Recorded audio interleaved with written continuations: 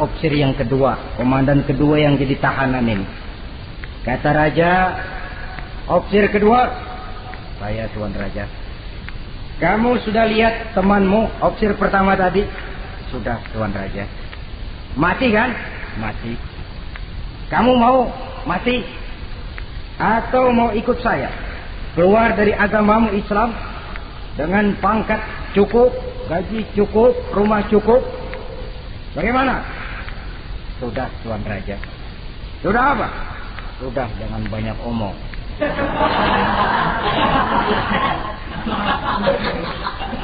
Maksud kamu bagaimana?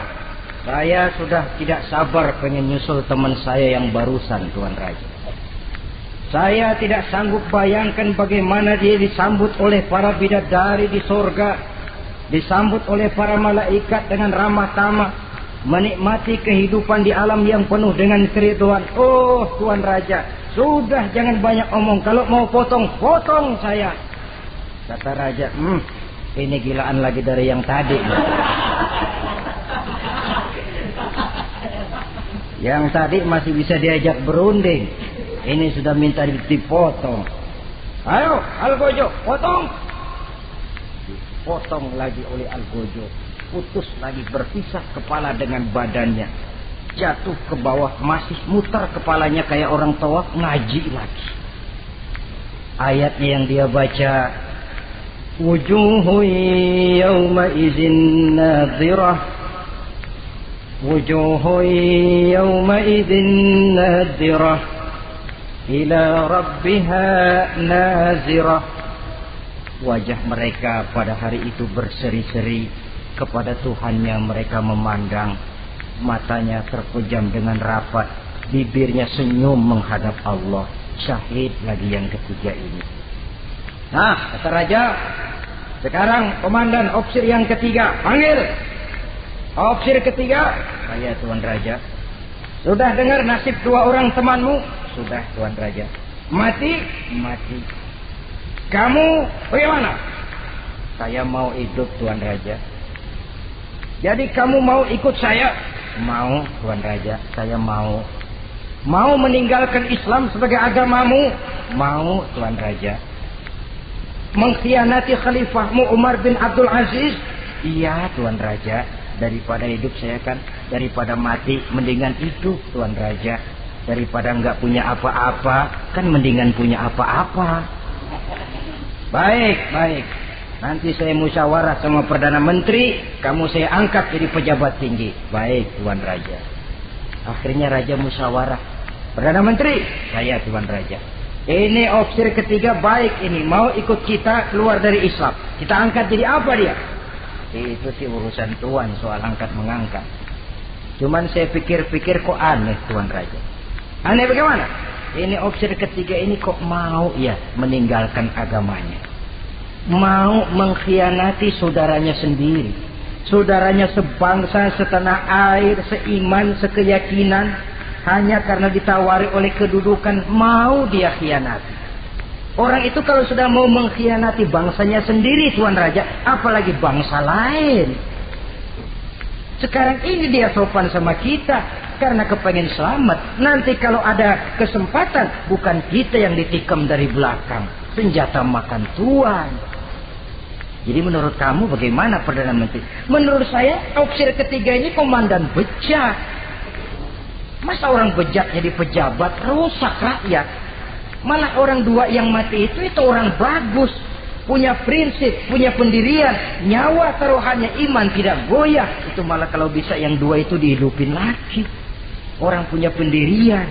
Ya hidupin tuh gimana udah kadung mati. Tidak bisa. Jadi yang ketiga ini gimana? Kalau menurut saya yang ketiga ini bunuh saja Tuan Raja. Ngapain miara orang bahaya? Bunuh saja. Bunuh. Iya nah kalau begitu bunuh saja. Betul juga kamu. Sidang dibuka kembali. Opsir ketiga, gimana Tuan Raja? Saya diangkat jadi apa? Kamu nggak diangkat. Nggak diangkat bagaimana? Kamu opsir bejat. Kok bejat? Iya. Agamamu saja kamu mau tinggalkan. Saudaramu sebangsa setanah air mau kamu khianati. Apalagi kami yang orang lain bangsa dengan kamu. Kalau ada kesempatan kami akan kamu tikam dari belakang. Jadi saya gimana? Kamu dibunuh. Bunuh. Tuan Raja, bunuh. Iyalah, bunuh. Tapi saya mau Islam lagi Tadinya saya mau keluar dari Islam, saya pikir dapat kedudukan tinggi kalau dibunuh juga. Iyalah bunuh, tapi saya tak Islam lagi. Terserah mau Islam mau tidak, pokoknya bunuh. Iya, saya mau Islam lagi. Cepat. Iya. Kalau mengucap 2 kalimat syahadat mau Islam lagi, macet lidah. Ayo cepat. Iya Pak. Asyhadu Enggak bisa mengucap syahadat. Ayo cepat. Iya Pak. Asyhadu Enggak bisa. Sampai boloknya al-kujuk keburu sampai ke lehernya. Putus leher itu, pisah kepala dengan badan. Jatuh kepalanya ke bawah. Dia bekas orang Islam, masih bisa ngaji juga. Cuman ayat yang dibacanya lain sama yang dibaca 2 temannya tadi. Ayat yang dia baca begini. Afaman haqqat alaihi kalimatul azab, afa anta tunkizu man finnar. Orang yang sudah memang akan mendapat vonis azab di neraka, bisakah kamu menyelamatkan mereka dari azab yang sangat pedih? Bertahun-tahun dia berjuang untuk Islam di bawah kepemimpinan Umar bin Abdul Aziz dengan niat li'la'i kalimatillah. Tapi di akhir perjuangannya dia tergoda oleh harta dan kedudukan. Dia keluar dari Islam dan dikala itu ajal datang merenggut nyawa, dia mendapat su'ul khatimah, matinya ke dalam neraka. Na'udzubillah min dzalik. Ini termasuk lemah iman, saudara-saudara. Dan itu penyakit yang bahaya. Biar lemah ekonomi, biar lemah pendidikan, kalau iman kuat, insya Allah masih ketolong. Tapi biar ekonomi kuat, pendidikan kuat, iman lemah, malah yang kuat tadi akan menghancurkan nilai iman yang lemah itu tadi. Disinilah mabda'nya, berlindung kita kepada Allah dari lemah hati, lemah iman, lemah akidah.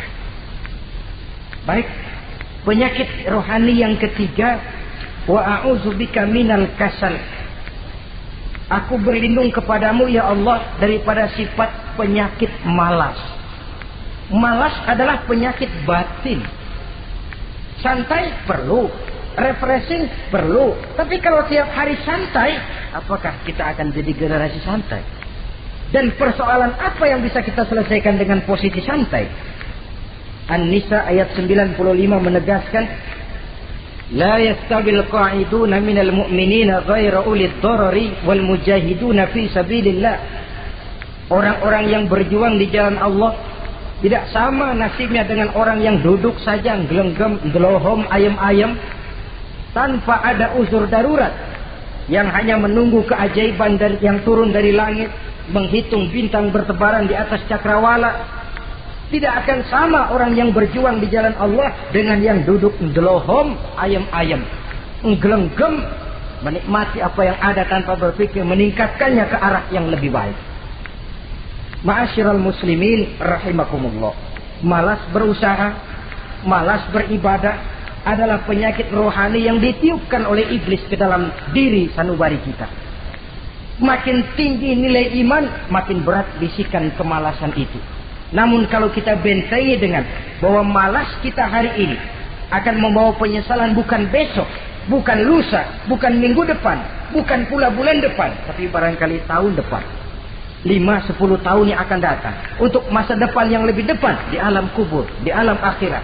Akibat penyesalan di dunia akan terasa di sana nantinya. Allah telah memberikan hidup. Dalam hidup kita diberikan energi, daya dan kekuatan. Manfaatkan daya dan kekuatan itu untuk berusaha dan bekerja. Allah tidak suka kepada orang yang bermalas, berpangku-pangku tangan, menunggu keajaiban dari langit sambil berleha-leha. Allah suka kepada orang yang bekerja keras. Karena seluruh rasul bekerja keras, seluruh para nabi bekerja keras. Saudara-saudara, hanya istana yang ditegakkan dalam khayalan saja yang bisa dijangkau dengan bermalas dan bersantai-santai. Tapi istana dalam wujud kenyataan hanya bisa dicapai dengan kerja keras dan semangat menghadapi kehidupan. Yang kelima, wa a'udzubika minal jubn. Kami berlindung kepadamu ya Allah daripada sifat takut. Saudara-saudara, setiap orang terlahir membawa fitrah. Fitrah itu juga bisa berupa sifat.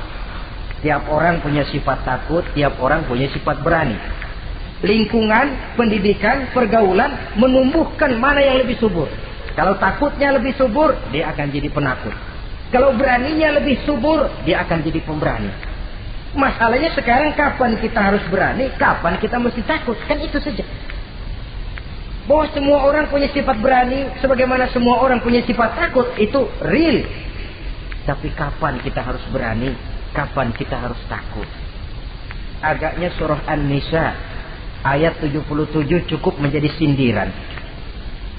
Falamma kutiba alaihimul qitalu idza fariqum minhum yakhshawna an-nasa ka khasyatillahi aw ashaddu khasyah.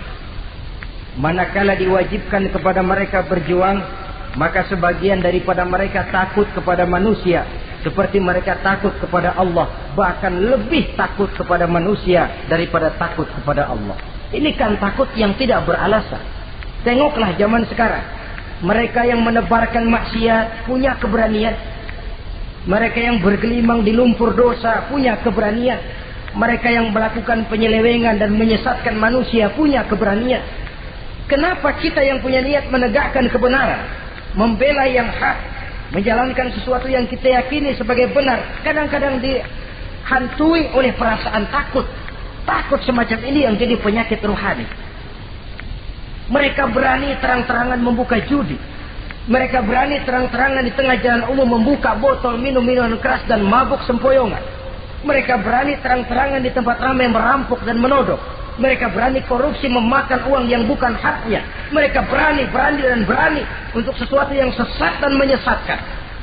Kenapa kita tiba-tiba di hadapan sesuatu yang kita yakini benarnya kita jadi lemah, kita jadi takut, lebih takut kepada manusia daripada kepada Allah?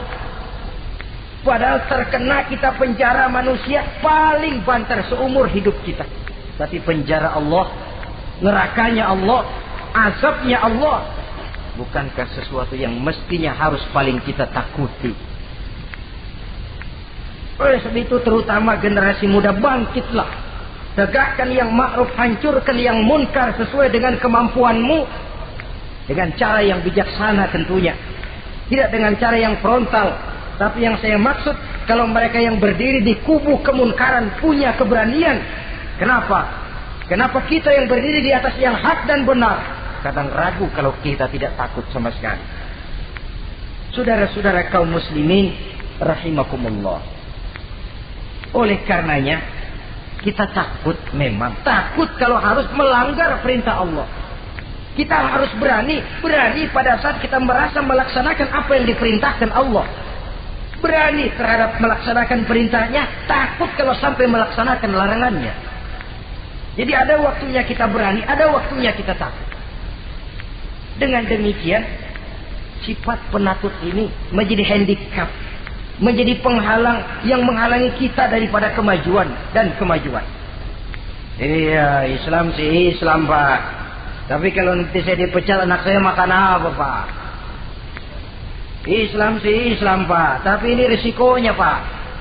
Bukankah Nabi sendiri pernah memang memperingatkan, sayati ala ummati zamanun al-qabidu ala dinihi kal-qabid ala al-jamrah.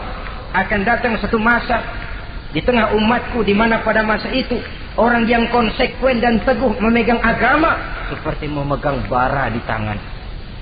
Dipegang tangan terbakar, dibuang bara terlepas.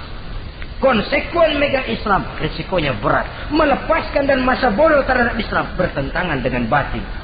Dikala itu, beruntunglah orang-orang yang teguh dan kuat memegang agamanya. Ma'asyiral muslimin rahimakumullah. Hanya sifat berani yang menyebabkan Islam berhasil menembus dinding Jazirah Arabia, memasuki Bizantium dan Persia, mendarat di Spanyol, memasuki Selat Jabal Tariq, pada gilirannya mewarnai hampir 2/3 belahan bumi, menjadi mercusuar di lapangan ilmu dan peradaban. Berani karena benar. Jadi yang saya anjurkan itu bukan berani babi. Tahu berani babi? Mau nyeruduk aja. Berani yang tanpa perhitungan itu berani babi namanya. Nyeruduk aja. Ya kalau kelempengan yang diseruduk tahu empuk. Tapi kalau yang diseruduk mesin giling kan bongkar kepala. Jadi bukan berani yang tanpa perhitungan, berani yang dengan taktik dan strategi. Sebab keberanian tanpa perhitungan akan menyebabkan kita menjadi orang yang ngawur. Dalam istilah sosial dinamakan trial and error, spekulasi namanya. Dan itu harus pulang kepada diri kita. Keberanian tidak bisa dipompakan. Keberanian tidak bisa dicangkokkan. Harus bermuara dari kita. Contoh saja, ketika Nabi dan Abu Bakar di Gua Sur, Quraisy kafir yang ngejar sampai di situ. Kalau mereka nengok ke bawah, Nabi akan kelihatan. Abu Bakar sedikit grogi. Nabi tampil dengan mantap. La takhaf wa la tahzan ya Abu Bakar. Innallaha ma'ana. Abu Bakar, kamu tidak usah takut.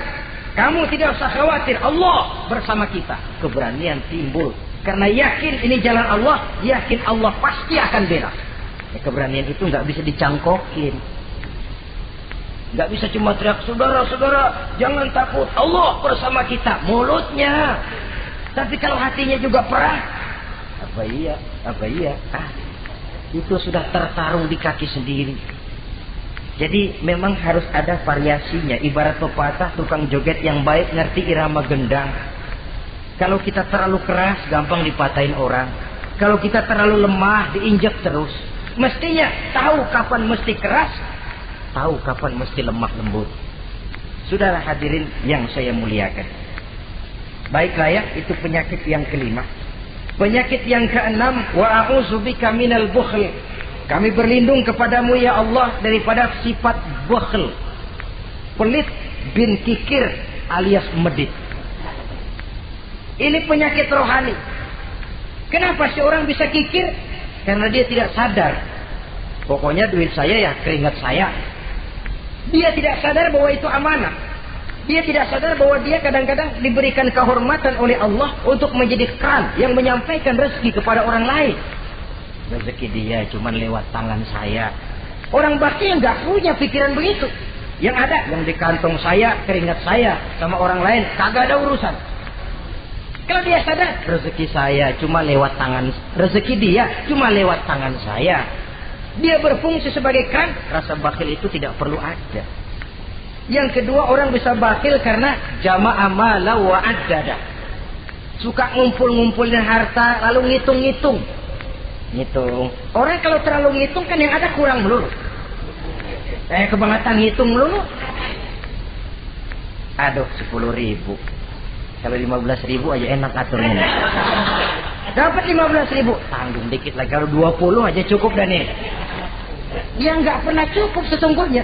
Jama'a malan wa addada. Kalau sudah kesina, dia akan sampai kepada yahsabu anna malahu akhlada. Dia akan menyangka bahwa harta itulah yang bisa mengekalkan dia. Ya mengekalkan kebahagiaannya, ya mengekalkan keluarganya, ya mengekalkan umurnya, ya mengekalkan kehidupannya sampai kepada tahapan keliru. Kalau sudah begitu, berat pisah sama harta. Duitnya 100.000, hilang 1.000. Yang hilang doang tuh yang dia pikirin. Yang masih ada yang 99.000 dia nggak ingat. Waduh, mati gua. Ngapa? Duit 1.000 hilang, mati. Mati. Padahal yang ada ketimbang yang hilang masih lebih banyak yang ada. Hilang itu yang 99, yang 1.000 yang dia ingat. Hilang 1.000, mati gue udah. Mati gitu. Kalau datang orang gantiin, lo jangan sedih dah nih digantiin 1.000, bikin kenceng nangisnya. Kenapa nangis? Kenapa bikin nangis? Coba yang tadi nggak hilang jadi 2.000 kan. Ingat yang tadi hilang. Kapan syukurnya kalau sudah jama'a malan wa addada, prosesnya akan sampai kepada yahsabu anna malahu akhlada. Memang harta itu bisa mengekalkan kita. Kapan? Kalau dia kita belanjakan di jalan Allah. Itu harta yang mengekalkan kebahagiaan. Kita berikan dia kepada yatim piatu. Kita berikan dia memperbaiki jalanan umum. Kita berikan dia membangun puskesmas. Kita berikan dia membangun masjid, pondok-pondok pesantren, memakmurkan majelis-majelis taklim. Itu harta yang mengekalkan kita. Adapun yang kita belikan, ya belikan pakaian pangkatnya toko. Bagus benar. Sekarang 4-5 tahun yang akan datang, lari ke dapur. Bukan dibersihin, ngebersihin. Makanan yang paling enaknya waktu di tenggorokan. Sudah masuk ke dalam perut, sudah gak ada bedanya singkong dan sate. Malah besok pagi keluar bauan sate daripada singkong. Bedanya makanan cuma di kerongkongan saja. Saudara hadirin yang saya muliakan, jadi kalau sadarlah kita bahwa karunia yang datang itu memang amanah Allah, kenapa harus bakhil? Bahwa rezeki orang harus lewat tangan kita, kenapa harus mengelak? Tidak ada orang jatuh miskin karena dia dermawan. Tidak ada orang jadi susah karena banyak menolong orang. Karena mungkin keberkahannya yang penting itu. Dia menolong orang, orang tidak bisa membalas, tapi Allah membukakan jalan lewat jalan lain yang tidak dia perkirakan sebelumnya. Ma'asyiral muslimin, apalagi kalau orang itu adalah orang yang dekat dengan kita. Maksud saya ibu bapak kita. Oh, itu balasannya paling kontan. Berbuat baik kepada ibu, berbuat baik kepada bapak. Ada rezeki sedikit, belikan makanan yang disenangi orang tua kita. Pak, ibu, alhamdulillah ada rezeki. Ini makanan kesukaan bapak, ibu. Menurut kita sederhana, sepele. Allah akan balas itu paling kontan lewat jalan yang tidak kita sangka-sangka. Ibu bapak, yatim piatu terutama juga. Saudara kaum muslimin rahimakumullah. Oleh karenanya, sekali lagi tidak ada orang jadi kaya karena dia kikir, pelit. Kenapa sih tuh orang jadi miliuner? Oh, dia dari muda pelit banget. Tidak ada. Dan tidak ada orang jatuh bangkrut karena rajin sedekah. Kata Nabi, inna sadaqatal mar'il muslim tazidu fil umri wa tadfa'u mitata su'i. Sesungguhnya sedekahnya seorang muslim bisa menambah panjang umur dan menyelamatkan orang dari mati secara su'ul khatimah. Panjang umur bisa artinya jumlahnya tambah, bisa berarti walaupun orangnya sudah mati, namanya tetap hidup dikenang orang kebaikannya. Itu pun panjang umur namanya. Namanya tidak hancur, walaupun jasadnya hancur masuk ke dalam tanah dimakan oleh cacing tanah. Namanya akan hidup terus, bahkan ditulis dengan tinta emas dalam sejarah. Bakhil, pelit adalah penyakit batin. Dokternya agama dan kemauan diri merubahnya dengan sadar bahwa karunia adalah amanah. Ini penyakit bakhil nggak bisa ke rumah sakit, ke rumah dokter medis. Dokter, saya punya penyakit pelit, bagaimana ngobatinya? Suntik. Tidak bisa. Suntiknya adalah agama, saudara-saudara. Yang ketujuh, wa min ghalabatid dain, inti doa. Saya berlindung kepadamu ya Allah, jangan sampai ada perasaan dililit utang. Bahwa kita hidup tutup lubang, gali lubang itu biasa. Tapi kalau gali terus nggak pernah nutup, ini mau kejeblos namanya. Ngutang lalu nggak bayar-bayar, namanya gali lubang, nggak pernah nutupin. Bahkan Nabi pesan, alaikum biddain, fa innahu hamun billail wa dani'un bin nahar. Kalau bisa kamu nggak usah ngutang. Kenapa? Utang itu siangnya bikin kita takut ketemu orang, malamnya bikin kita susah tidur. Coba dah kalau nggak bisa ngutang, berabe, malam nggak bisa tidur, siang takut ketemu orang. Jangan kepergok nih, belum ada duit buat bayar. Jangan ke sono, takut ketemu. Jangan kemari, takut ketemu. Akhirnya nggak kemana-mana, ngumprak di rumah. Tetapi adat hidup, saudara-saudara, apalagi kita yang ekonomi menengah ke bawah, biasa. Adat hidup itu tutup lubang, gali lubang, saling menerima, saling memberi. Tapi yang diajarkan oleh agama, oke, gali lubang silakan, asal bisa nutupin. Kalau tiap hari gali lubang dulu, kan kejeblos akhirnya. Oleh karena itu, apalagi hutang ini menyangkut hukukul adami, hak manusiawi. Itu di akhirat nanti ya, taubatnya lebih sulit. Kalau saudara dosa kepada Allah, taubatnya cuma 3 syaratnya. Nyesel, berjanji tidak akan ngulangi, meninggalkan perbuatan jahat. Tapi kalau menyangkut hak manusia, syarat taubatnya 4. Saudara mencuri sendal, syarat taubatnya nyesel, berjanji tidak akan mengulangi lagi, meninggalkan perbuatan mencuri, lalu yang keempat sendal orang pulangin.